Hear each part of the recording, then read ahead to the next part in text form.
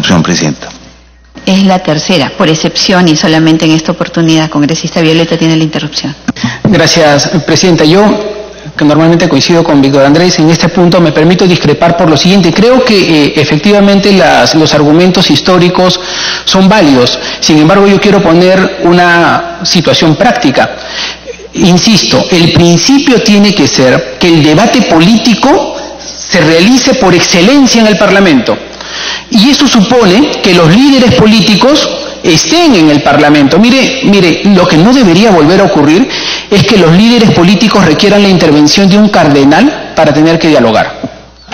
Ese hecho histórico ha marcado la coyuntura política de nuestro tiempo. La falta de diálogo político no puede rehusarse a los líderes políticos. Los líderes políticos deben estar obligados a dialogar.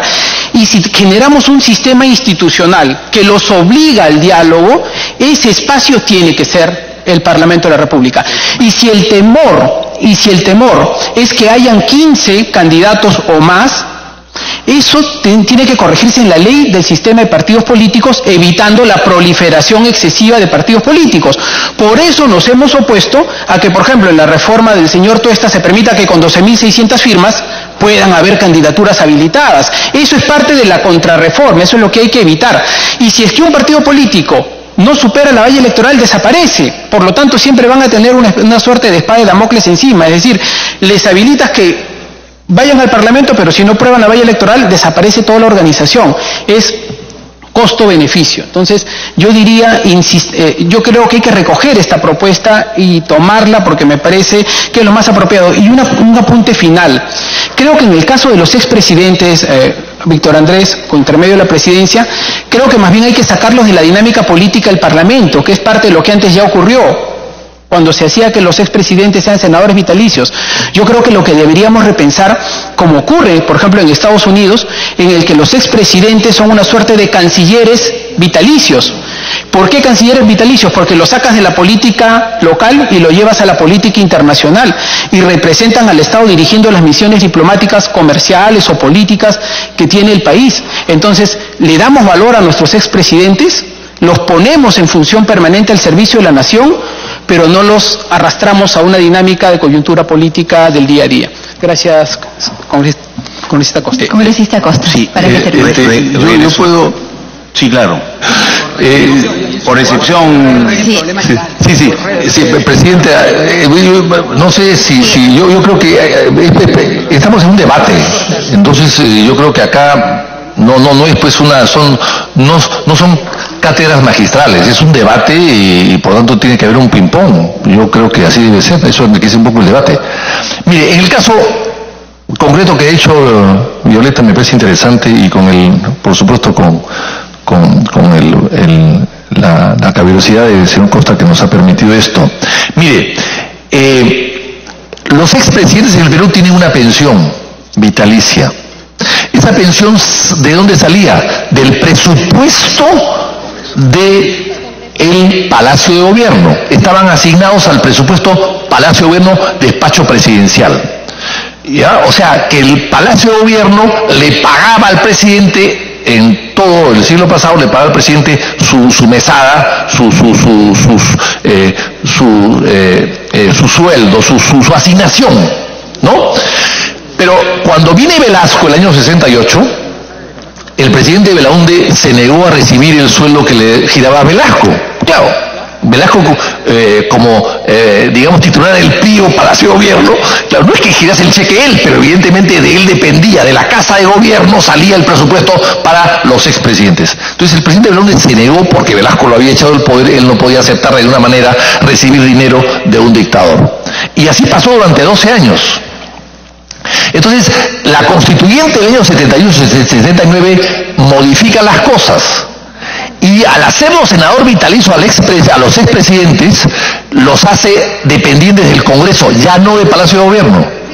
Y entonces por eso es que los presidentes podían recibir del Congreso una mesada, tenían un secretario y un automóvil y un chofer que les asignaban. Y así ha pasado con el presidente Belaúnde hasta que falleció. Y entonces era diferente del Congreso que representa a toda la ciudadanía, a todos los sectores políticos, que depender solamente del gobierno, que puede ser amigo o muchas veces es enemigo. Entonces, eso es lo que se hizo. En Colombia, el presidente Uribe es senador y dirige su partido desde el Senado. En Estados Unidos es diferente porque es un sistema bipartidista y hay un respeto absoluto por los expresidentes. Inclusive le financian una fundación para que tenga un museo. Carter, Clinton, todos tienen su propio, Reagan, tienen sus museos en la ciudad donde ellos escogen y le financian el museo. Y es la memoria del país. Aquí no hay museo de ningún presidente. No hay. Inclusive las cosas que se dejan en el palacio desaparecen con el tiempo. Entonces yo creo que eso es otra manera de enfocar la cosa, presidente. Y le agradezco mucho la paciencia, señor Gino Costa. Gracias, presidenta.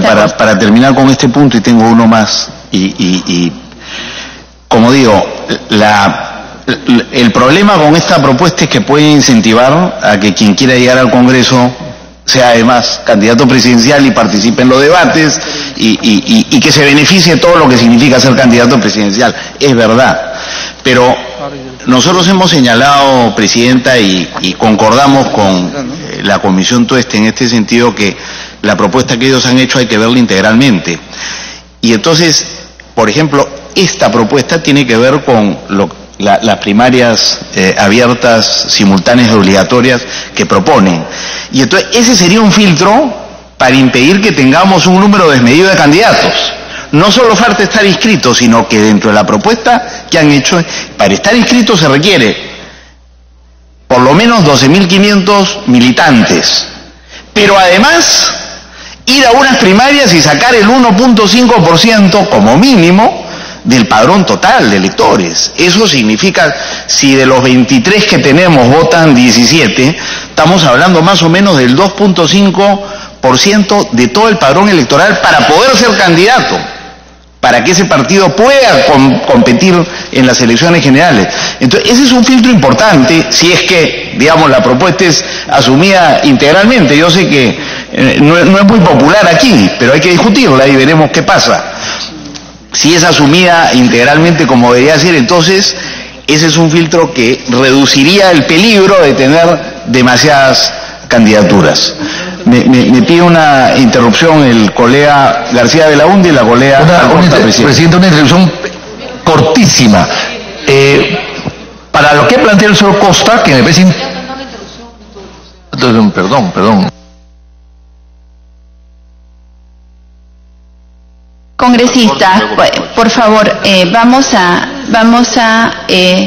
vamos a ordenar el debate. Es cierto que una reforma constitucional exige la mayor amplitud y la flexibilización de las reglas del debate, porque no es un debate cualquiera. Sin embargo, yo les pido, por favor, respetemos las reglas del debate establecidas en nuestro reglamento. Si no, vamos a tener problemas. El debate todavía tiene para más, así que si vamos a tener interrupciones, que sean puntuales al tema referido, e interrupciones, si no, no vamos a poder avanzar. Les pido por favor la máxima tolerancia para poder entendernos. Hay más oradores en la lista que van a poder ceder las interrupciones y poder avanzar con el debate. Para que puntualice congresista García Belaúnde y luego congresista... Presidente, disculpándome, ya no voy a intervenir más entonces, no se preocupe, presidente. Solamente yo quería precisar algo que ha dicho el señor Costa. El señor Costa ha dicho una cosa que tiene algo de lógica, evidentemente. No queremos muchos postulantes a la presidencia para que no se queden en el Senado en el camino. O sea, la dupleta, ¿no? Es que ir al hipódromo y dupletear, apostar a 2 caballos. Bueno, eso está mal, eso no se ve bien. Pero él tiene esa preocupación, que es legítima. Perfecto, entonces se pueden proponer, por ejemplo, que solamente los candidatos a la presidencia que puedan entrar al Congreso sean los que lleguen a la segunda vuelta. Por ejemplo, eso podría ser un aporte. Congresista Costa, para que termine, por favor. Sí, presidente, entonces esos son los argumentos que tengo a favor de respaldar esta iniciativa de que los candidatos a presidencia y vicepresidencia puedan estar representados en el Congreso. Solo terminaría, presidenta, señalando que como hay otras propuestas de la Comisión Tuesta que nos ha hecho llegar el Poder Ejecutivo que tienen que ver con este asunto, que digamos, después de ver las otras reformas constitucionales que afectan el proceso electoral que se iniciará para el 2021, podamos regresar a ver las reformas legales que tienen que ser, digamos, vistas o tomadas en cuenta en relación con las reformas constitucionales que estamos discutiendo, como, digamos, esta propuesta del Ejecutivo de que habrá un representante por cada 150.000 habitantes a partir del 2026, es la propuesta que nos hace. Creo que no podemos cerrar el tema de esta reforma constitucional del artículo 90 si no discutimos los otros componentes de la propuesta que nos ha remitido el Poder Ejecutivo. Ojalá que lo podamos hacer en el curso de esta semana de representación después de ver los temas de reforma constitucional con implicaciones en el próximo proceso electoral. Gracias, Presidenta. Gracias, congresista Costa. De hecho, las leyes de reforma constitucional van después de las reformas constitucionales. Agotemos este debate y si avanzamos, como está previsto, si nosotros ayudamos a eso, debemos agotar todo el debate durante esta semana. Congresista Marco Arana. Presidenta, una intervención a través suyo. Congresista Alcorta. Gracias, Presidenta. Yo quería un poco más que nada abundar el tema del primer gobierno aprista, el tema de que el Senado libró el tema de la banca. No solamente fue el Senado que hizo un papel espectacular, sino que también fue la sociedad que protestó. Fue la primera manifestación donde aparece recién Vargas Llosa, primera vez que se llenaba la Plaza San Martín. Y ese mismo gobierno quiso cerrar el golf de San Isidro y convertirlo en una biblioteca. Entonces hemos tenido anécdotas también nefastos de esa época. Y con respecto, estoy viéndolo, sí, porque quiero cerrarla y ponerlo en biblioteca, todo el golf. Y estoy haciendo los comentarios en función a las intervenciones. De 350.000 firmas se pasaron a 750.000, que fue una posición del Congreso anterior tratando de hacer modificaciones justamente a la ley electoral, donde todos los organismos que hoy día dicen lo contrario fueron parte de este acuerdo. ¿Justamente para qué? Porque entraba cualquiera al Congreso, porque cualquiera era candidato a la presidencia, entonces vamos a subir la valla de 350 a 700.000. Eso se acordó con las ONGs, con todos los que han intervenido y que hoy día muchos piden que sea al revés. Pasamos de 700.000 a 12.000 firmas. Eso es una locura. O sea, un partido nuevo va a llegar al 2021 con 12.000 firmas sin haber sido partido nunca en su vida. Eso no tiene ninguna razón de ser. Entonces creo que hay que guardar cierto equilibrio. Después, el tema de estos señores que han sido designados para la reforma, ¿quiénes son? Finalmente ninguno tiene experiencia política. Y estos mismos, muchos de los que están ahí, varios de los que están ahí, no muchos, pero son 5 gatos, 3 de los que están ahí tenían una posición contraria que están presentando el día de hoy. Y por último, Presidenta, el tema de quiénes son los líderes políticos a los que hacen referencia, no sé si Ibero o Iberico, ¿quiénes son los líderes políticos el día de hoy? ¿Quiénes son? Porque con Alan García murió prácticamente el último líder político. ¿Quiénes son los líderes políticos hoy en el Perú? Ninguno. Aventureros. Aventureros. No hay líderes políticos hoy en el Perú. No los hay. Al nivel de lo que había antes, la época en que se han nombrado de Bustamante, de Prado, de Belaúnde, no hay ninguno a ese nivel, francamente. Entonces, eso de presentar al candidato presidencial es jugar, como dice acá García Belaúnde, a una dupleteada. Si no funciona por acá, entra por allá. Es inaceptable. Creo que la inexperiencia, la impericia, inclusive este propio Congreso, la República, la falta de pericia de congresistas, que no saben lo que es ser congresistas, que ese foro se defiende. Y hemos tenido controversias con el gobierno del APRA, que habían 40 y tantos apristas y 40 y tantos nacionalistas acá. Varios están presentes hoy día, muy pocos éramos grupos chiquitos. Y cuando había un problema con todo el Congreso se unía a defender la institución como institución, pechando en un momento a Alan García y pechando en un momento a Ollantumala. Porque con Ollantumala fue ya la cosa muy complicada, inclusive puso a un enemigo del APRA, el fujimorismo, que fue Cateriano, y que lo supo llevar bien, porque hay que reconocer que supo llevar bien el permirato. Pero lo de hoy día, que es un disparate lo que muchas cosas se presentan el día de hoy acá, por la falta de pericia, por la sobonería del Ejecutivo, por quererse colocar. Tenemos una congresista que ha tenido el atrevimiento de decir que por mí lo cerraría. ¿Qué cosa ha propuesto esa persona? ¿Para qué fue elegida? ¿Fue elegida para ser congresista o para ser ministra? Y encima lo hace con una soberbia de sobradera que francamente deja mucho que desear. Eso le hace daño al Parlamento. En resumen, Presidenta, creo que los partidos políticos deben tener una determinada cantidad de firmas, que no son las 70.000, pero tampoco son las 12.000 de ninguna manera. Pero lo que represente por lo menos una región, por lo menos a una región completa, cualquiera que sea. Segundo, líderes políticos no existen en ninguna parte. Me niego yo a aceptar que los candidatos a la presidencia sean candidatos al Congreso también, de ninguna manera, porque es acomodarse una cosa o la otra. para después romperse, porque la tendencia es a romperse en las bancadas. Y por supuesto, definitivamente, creo que las decisiones que tomarlas acá en el Congreso, no puede haber un partido nuevo que entre en el 2021 sin idea ni siquiera que es política, ni que es un parlamento, ni que es ser congresista. Acá hemos tenido gente al día de hoy, acá ahorita, sentados acá, que no tienen idea porque son parlamentarios. No saben, no tienen la idea, el concepto adentro de sí de lo que es ser un parlamentario y el poder que tiene un parlamentario cuando lo sabe usar bien. Ese es el tema que tenemos que debatir, Presidenta. Gracias. Gracias, congresista Alcorta. Congresista Arana. Gracias, Presidenta. Es evidente, Presidenta, que el debate sobre una reforma política debiera ubicarse en diálogo con la ciudadanía y ciertamente en un debate amplio en el Congreso de la República que representa precisamente esa ciudadanía. Y eso es parte del problema, pero así están las cosas, de si impulsamos la reforma política hoy o si ésta se retrasa aún más. Y desde el Frente Amplio hemos sido muy claros y enfáticos, Presidenta. La reforma que se pretende hacer es una reforma parche. Son proyectos de ley orientados a 2 o 3, o hay 12 proyectos de ley, a 12 aspectos. En todo caso, si queremos concederle que cada proyecto de ley del Ejecutivo apunta hacia un aspecto determinado de la reforma política. Pero vamos a insistir, y aunque eso genere malestar en algunas tiendas políticas o en los medios de comunicación, ¿no?, que han atacado fuertemente al Frente Amplio, por señalar que una acometida de la reforma política tal como la queremos, si queremos que resuelva el problema del régimen político y de las reformas del sistema democrático en el país, no pasa por lo que estamos haciendo, Presidenta. Pasa por una asamblea constituyente, por un diálogo con los ciudadanos, no por las prisas o por los malos humores que tengan algunas fuerzas políticas acá o el presidente de la República cuando viene a protestar. Y nosotros hemos recordado y vamos a insistir hasta el cansancio, Presidenta, porque en realidad ese debiera ser a nuestro modo de ver, incluso el encuadre que debiera asumir su presidencia y la mesa técnica de la Comisión de Constitución, ¿no? La sentencia 0014 del Tribunal Constitucional 2002, párrafo 76, señala que los temas de fórmula política del Estado no pueden ser modificados por reforma constitucional.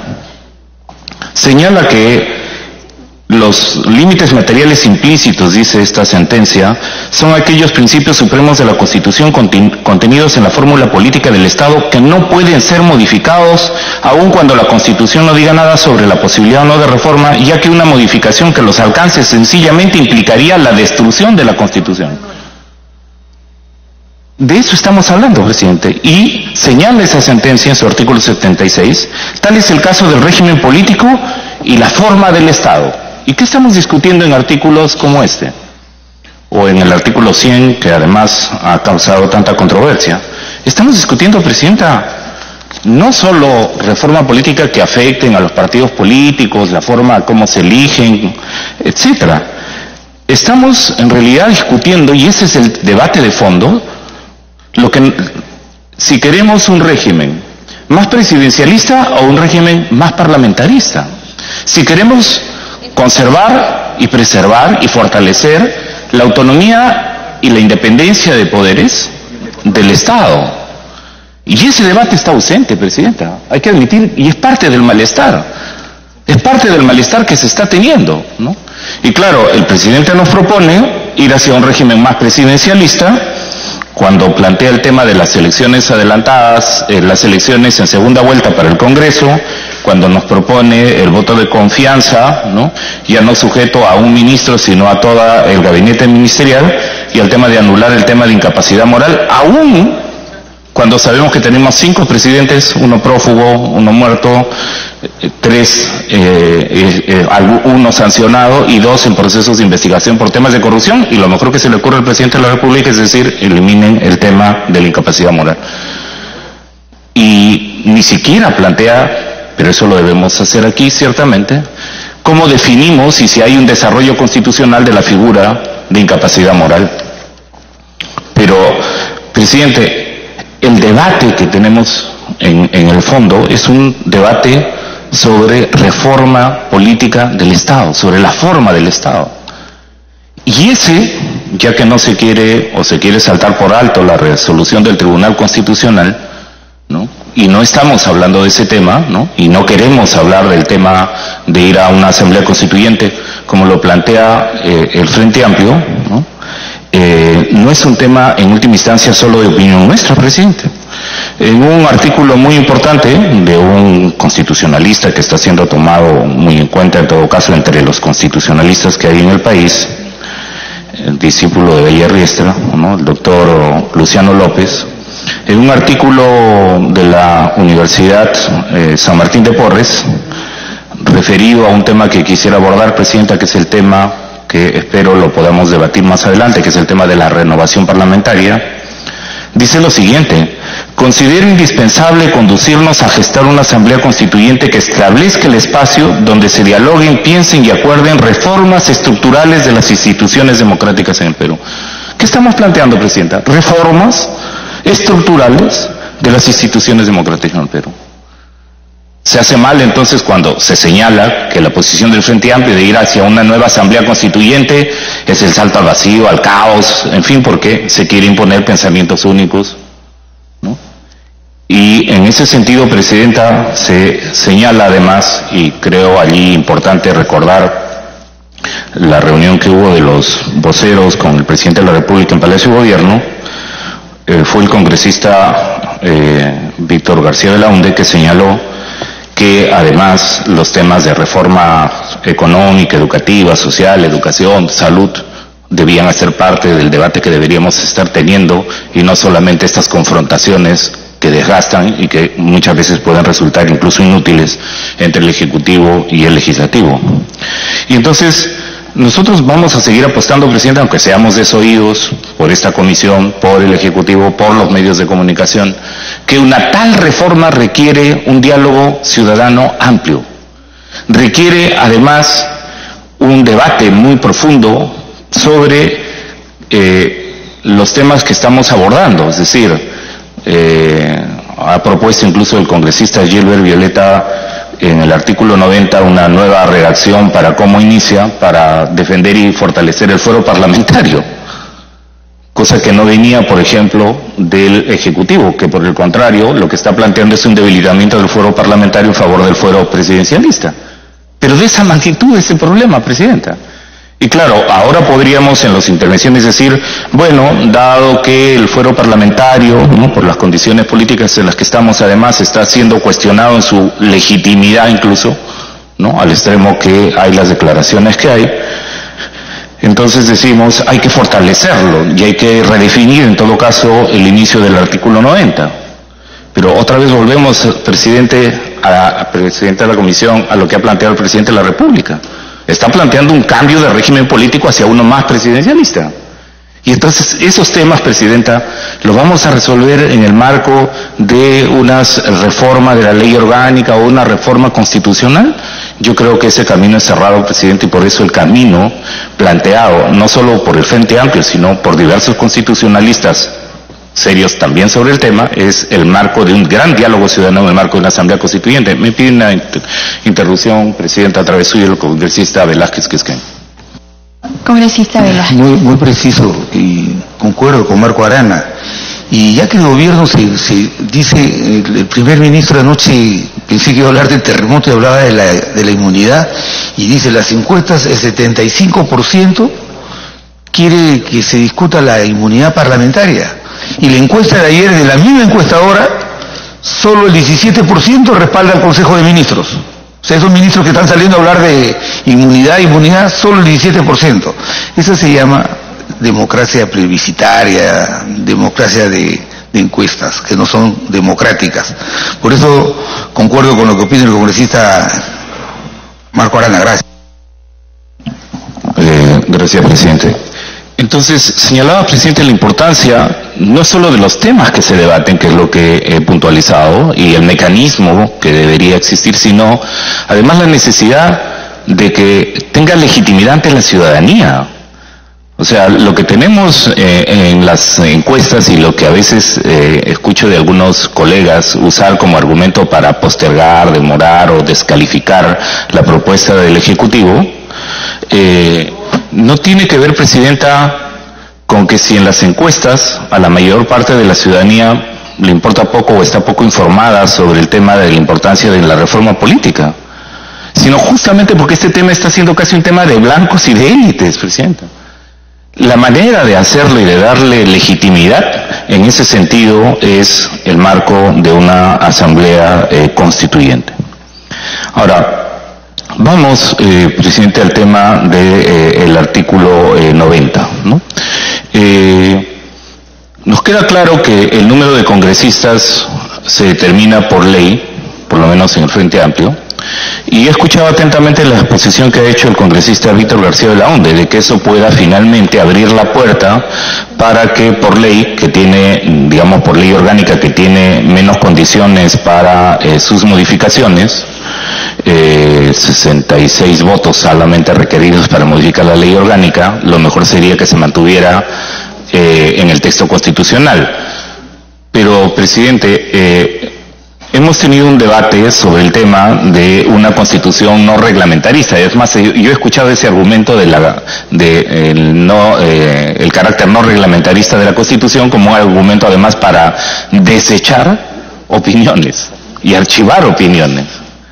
Y en este caso, Presidente, uno de los problemas que tenemos es que si lo dejamos acotado al marco constitucional, efectivamente haya una rigidez que impida adecuarse a los nuevos criterios que pudieran existir, ¿no? Y en ese sentido, Presidente, encontremos una figura que permita que efectivamente, y esto además debe tomarse nota, que el número de congresistas se determinan por ley, está viniendo como propuesta del Ejecutivo. Con lo cual, yo escucho siempre al Ejecutivo decir que le interesa lo que dice la ciudadanía. ¿Saben qué? La ciudadanía no quiere ni un solo congresista más. Ni uno solo más. Entonces no entiendo, ¿no?, que del Ejecutivo venga el tema de ampliar el número de congresistas. Pero bueno, las contradicciones suyas que las resuelvan ellos. A nosotros nos toca legislar y discutamos cuál es la mejor fórmula. Y yo creo que la mejor fórmula, Presidente, efectivamente es que se pueda determinar por ley, pero en el desarrollo legal debe efectivamente considerarse las condiciones y los requisitos que deben existir, las condiciones que deben existir para ampliar ese número. De tal manera que efectivamente quede constancia que si la decisión mayoritaria de este espacio y del Pleno fuera modificar para que el número de congresistas se determina por ley, esté claramente señalado que eso tiene condiciones específicas que tienen que ser acotadas en la ley. De tal manera, Presidenta, que no se incurre en la preocupación que he escuchado al congresista García Belaunde de que eso pueda ser absolutamente arbitrario. Pero sí queda claro, por ejemplo, Presidenta, que tenemos un problema cuando queremos legislar para que haya un distrito electoral indígena en un país que es pluricultural, que acaba de tener el año pasado un censo de reconocimiento, ¿no?, que nos indican que más de 6 millones de peruanos que se reconocen como quechuas y aymaras hasta ahora sigan siendo ignorados. Antes los ignorábamos en su representación porque eran mujeres. Los ignorábamos porque eran analfabetos, que era la posición que defendía incluso el señor Bedoya Reyes, de que no voten los analfabetos, todavía en la Constitución del 79. ¿no? Y entonces, creo que en ese sentido, Presidenta, es la fórmula de que se determina por ley es mejor. En cuanto a que el Congreso de la República se elige por un periodo de 5 años mediante un proceso electoral organizado conforme a ley, aquí la preocupación del Frente Amplio, Presidenta, es ¿y por qué no introducir en la fórmula constitucional que esa elección por 5 años está sujeta a renovación por mitades o por tercios? De hecho, existían las constituciones anteriores. Fue la constitución, si mal no recuerdo, de Leguía que elimina el tema de la renovación, ¿no?, parlamentaria.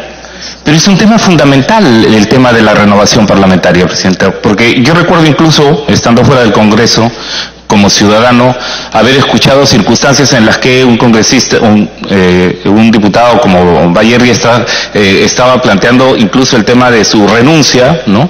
Y se discutió, se debatió ampliamente, se dijo no procede, y creo que los argumentos fueron de que si se abría el tema de la renuncia, podía abrirse un mecanismo para incoar a un representante a que lo pudiera hacer ya no por razones principistas o constitucionales, sino que lo quisiera hacer porque tiene una presión por fuera, y eso quitaba el hecho de no estar sujeto a mandato imperativo. Creo que esa fue la razón por la que se rechazó, tal como lo seguí por lo menos como ciudadano desde fuera del Congreso, el tema de la renuncia.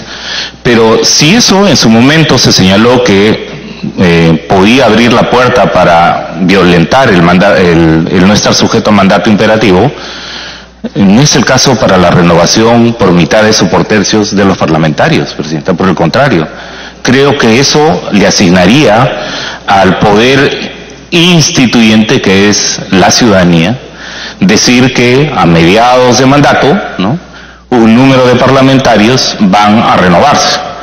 Y yo, en lo personal, desde el Frente Amplio, quisiera proponer que se incorporara en este texto. Si no se lo quiere hacer aquí, en todo caso, igual presentaremos un proyecto de ley para que se haga en otra parte del texto legislativo. Y yo creo que en ese sentido, Presidenta, no desdeñemos la importancia de prever que la representación parlamentaria está sujeta a renovación por tercios, y que quien decide con toda legitimidad es la ciudadanía, que coloca, pero que también tiene la capacidad constitucional de destituir.